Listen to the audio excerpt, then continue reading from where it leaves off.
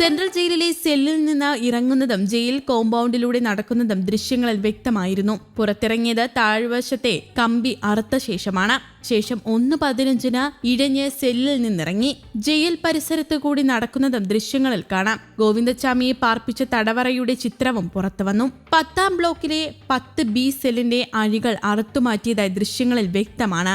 6 അഴികളാണ് മുറിച്ചു മാറ്റിയത്. ഇത് കാണാതിരിക്കാൻ കെട്ടിവെച്ച നൂലിന്റെ ഭാഗങ്ങളും ദൃശ്യങ്ങളിൽ വ്യക്തമാണ്. വസ്ത്രവും പുതപ്പും ഉപയോഗിച്ച് കിടക്കുന്നുവെന്ന് തെറ്റിദ്ധരിപ്പിക്കാനുണ്ടാക്കിയ ഡമ്മിയും കാണാം.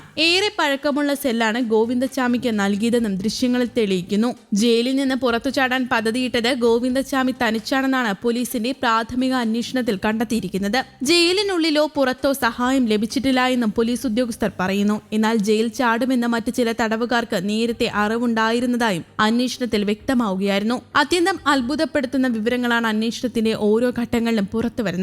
അംഗപരിമിതനായ ഗോവിന്ദച്ചാമിക്ക് സഹായം ലഭിച്ചെന്ന് ഉറച്ചു വിശ്വസിച്ചിരുന്നു പോലീസ്. എന്നാൽ ഇപ്പോൾ പോലീസ് കൃത്യമായി പറയുന്നു എല്ലാം അയാളുടെ മാത്രം പ്ലാനാണെന്ന്. സഹായം ലഭിച്ചിരുന്നെങ്കിൽ പുറത്തു കടക്കാൻ 3 മണിക്കൂർ സമയമെടുക്കില്ലായിരുന്നു. രാത്രി 1:10 മുതൽ 4:15 വരെയുള്ള ഗോവിന്ദച്ചാമിയുടെ മുഴുവൻ നീക്കങ്ങളും ജയിൽ ക്യാമറകളിൽ പതിഞ്ഞിട്ടുണ്ട്. ഇതിലെവിടെയും പരസഹായം ലഭിച്ചതിന് തെളിവുകളുമില്ല. ജയിൽ ചാടിയ ശേഷം വഴിയറിയാത്തതാണ് ഗോവിന്ദച്ചാമിക്ക് പിഴയ്ക്കാൻ കാരണമെന്നും അന്വേഷണത്തിൽ വ്യക്തമായിട്ടുണ്ട്. അതിനിടെയാണ് ഞെട്ടിക്കുന്ന മറ്റു വിവരങ്ങൾ. കൊടും കുറ്റവാളികളെ താമസിപ്പിച്ച 10ാം ബ്ലോക്കിലെ 4 തമിഴ്നാട്ടുകാരായ തടവുകാർ ഗോവിന്ദച്ചാമി ജയിൽ ചാടുമെന്ന വിവരം നേരത്തെ അറിഞ്ഞിരുന്നു. തേനി സുരേഷ്, ഷിഹാബ്, വിശ്വനാഥൻ, സാബു എന്നീ തടവുകാരോട് ഗോവിന്ദച്ചാമി തന്നെയാണ് മുൻപ് ഇക്കാര്യം സൂചിപ്പിച്ചിരുന്നത് എന്നും പോലീസുകാർ അറിയിച്ചു. പല കാലങ്ങളിലായി ഇവർക്കൊപ്പം സെല്ലിൽ കഴിഞ്ഞിട്ടുണ്ട് ഗോവിന്ദച്ചാമി. ഇവരെ കൂടാതെ മറ്റു ചില തടവുകാർക്കും ജയിൽ ചാട്ടത്തെക്കുറിച്ചുള്ള വിവരങ്ങൾ ഉണ്ടായിരുന്നുവെന്നും പോലീസിന് മനസ്സിലായിരുന്നു. തടവുകാരെ വിശദമായി ചോദ്യം ചെയ്യാൻ പട്ടിക പോലീസ് തയ്യാറാക്കിയിട്ടുണ്ട്. അതേസമയം സസ്പെൻഷൻ നേരിട്ട ഉദ്യോഗസ്ഥരുടേതുൾപ്പെടെ കൂടുതൽ പ്രിസൺ ഓഫീസർമാരുടെ മൊഴി അടുത്ത ദിവസം പോലീസ് രേഖപ്പെടുത്തും. വിയ്യൂരിലെ അതിസുരക്ഷാ ജയിലിൽ പ്രവേശിപ്പിച്ച ഗോവിന്ദച്ചാമി ബഹളങ്ങളില്ലാതെ ഇപ്പോൾ ശാന്തനാണ്. പ്രശ്നങ്ങൾ ഉണ്ടാക്കിയ ശേഷം ഒരു ഇടവേളയിൽ ശാന്ത സ്വഭാവം കാണിക്കുന്നതാണ് ഗോവിന്ദച്ചാമിയുടെ രീതിയെന്നാണ് ജയിൽ ഉദ്യോഗസ്ഥർ പറയുന്നത്.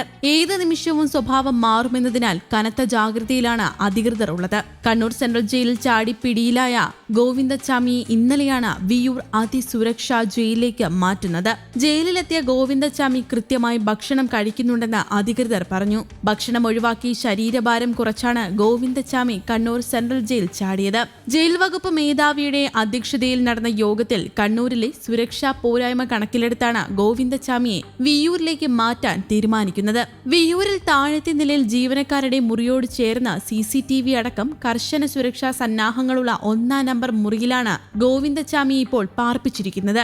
ഗോവിന്ദച്ചാമി ഇപ്പോൾ ഏകാന്ത തടവിലാണുള്ളത്. ഒരു തടവുകാരനെ കൂടി ഇയാൾക്കൊപ്പം പാർപ്പിക്കണോ എന്ന കാര്യത്തിൽ പിന്നീട് തീരുമാനമെടുക്കും. ശുചിമുറി സൗകര്യം സെല്ലിനുള്ളിൽ തന്നെയുള്ളതിനാൽ ഇനി ജയിൽ മാറ്റുന്നത് വരെ പുറത്തേക്ക് ഇറക്കേണ്ട ആവശ്യവുമില്ല. ഗോവിന്ദച്ചാമി കണ്ണൂർ സെൻട്രൽ ജയിലിൽ നിന്ന് ചാടുന്ന CCTV ദൃശ്യങ്ങളും ഇതിനോടകം പുറത്തു വന്നിരുന്നു.